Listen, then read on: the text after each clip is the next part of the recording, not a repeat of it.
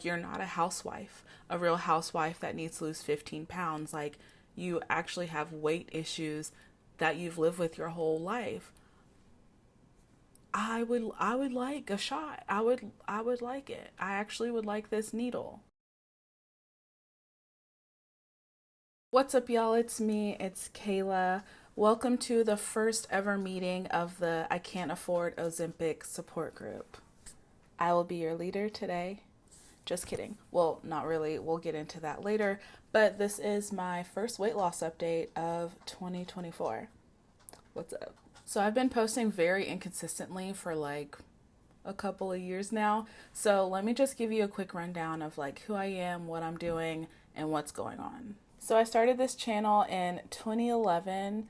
I basically only talked about my mental health and having body dysmorphic disorder back then.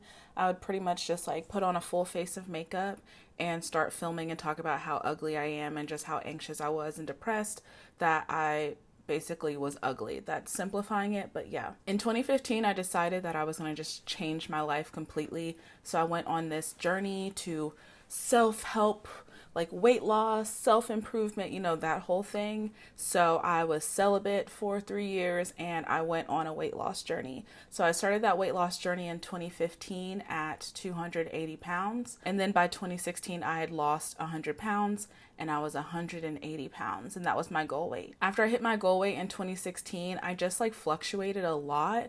My goal was 180, but I bounced between 200 and 235 back and forth. I would like heavily restrict using low carb and keto diets, and then I would start binging and binge drinking. Alcohol was like a big problem, continues to be a big problem. But back then I was more active. I walked to a lot of places. I was shaking that ass 2 nights a week at the clubs. And a lot of times I was eating pretty clean vegan because I was dating a very crunchy granola vegan at the time. So there were times that I was at the lower end of 200, but I bounced back nonstop.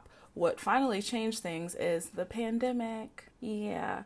Let's just say I got addicted to getting high and drunk and ordering a shit ton of fast food with my stimulus checks. Like, should have listened to those accounting bros that were like, invest this. I was like, fuck no, I'm gonna eat euros every fucking day.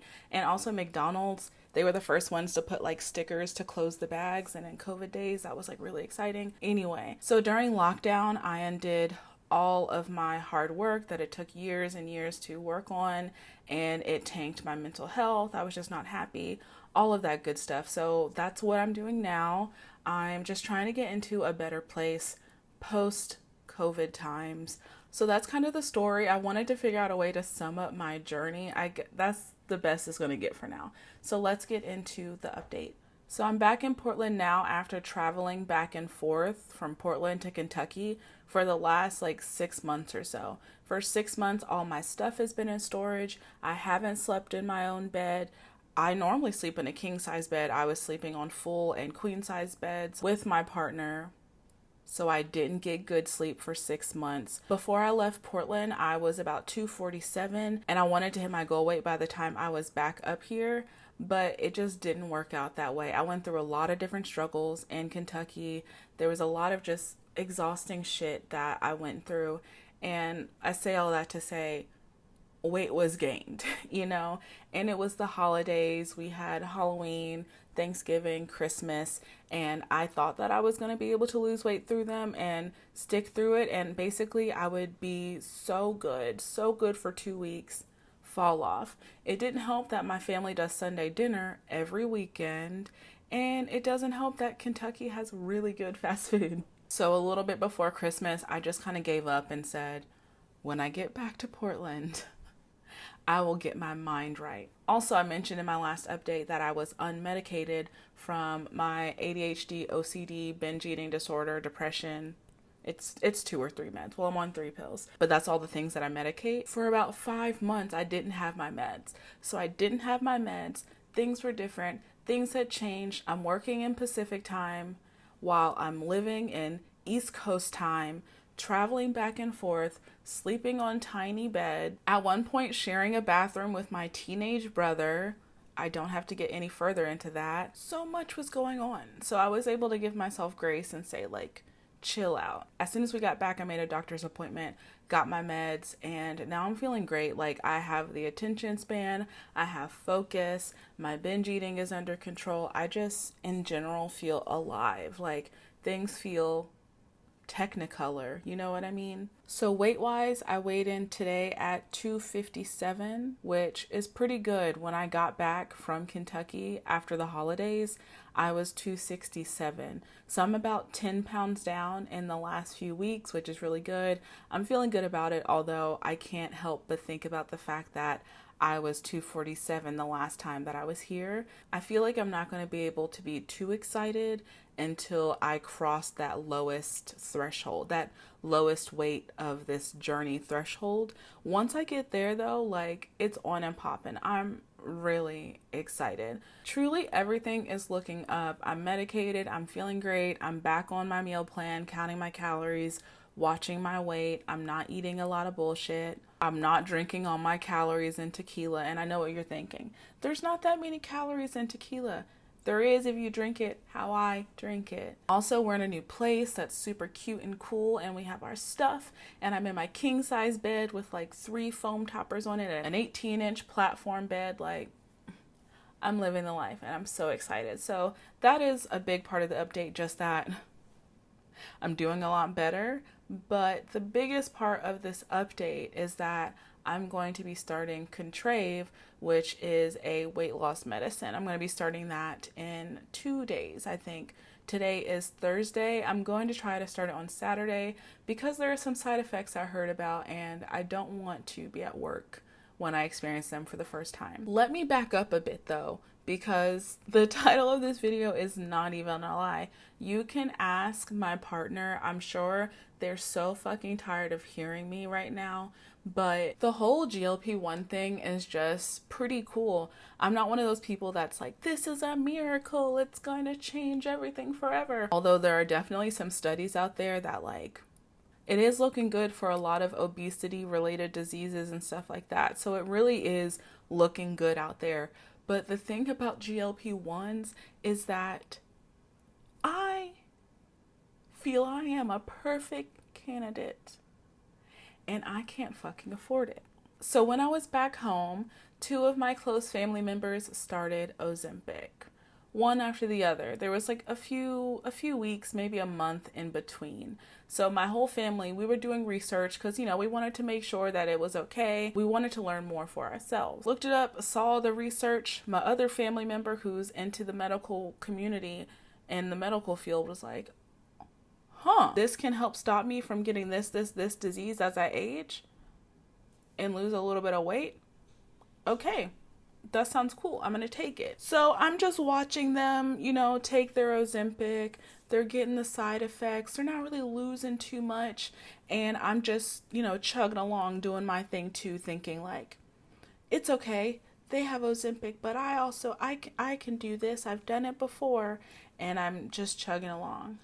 And then suddenly they get to the dose where it starts working. And next thing I know, they're like eating these small portions and getting snatched and like, ooh, this meal was too fatty for me. All this stuff.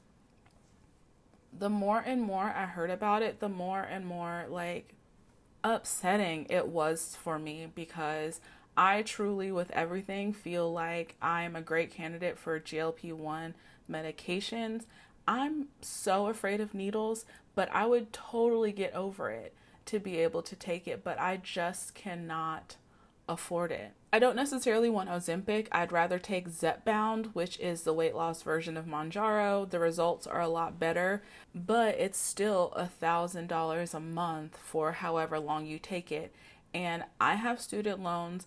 I can barely ball out on small things as it is. Like, I gotta pinch my pennies just to go to Temu, so that's nowhere near in the budget. And because I know that, it just filled me with like jealousy, envy, because here I am, I've been trying to get off this pandemic weight for 2 years now. I think I've been back on YouTube doing weight loss stuff for maybe 2 years, maybe 3 years. I'm just losing and gaining the same 30 pounds over and over.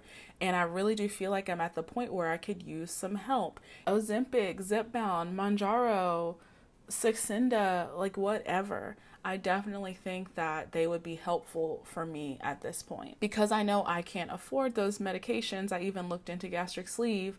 Unfortunately, my insurance will not cover the sleeve, and it also doesn't cover GLP-1s unless you have type 2 diabetes. I don't know how to give myself type 2 diabetes. It sounds like it's not a good idea, so I'm shit out of luck. My doctor basically said, well, you can switch your insurance.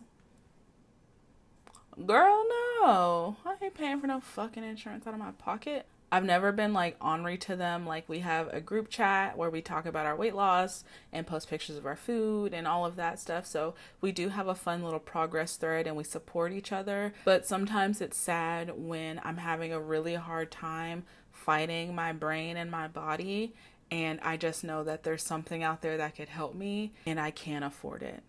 And there's a tool out there that's helping so many people, and you just know that it could be helpful for you.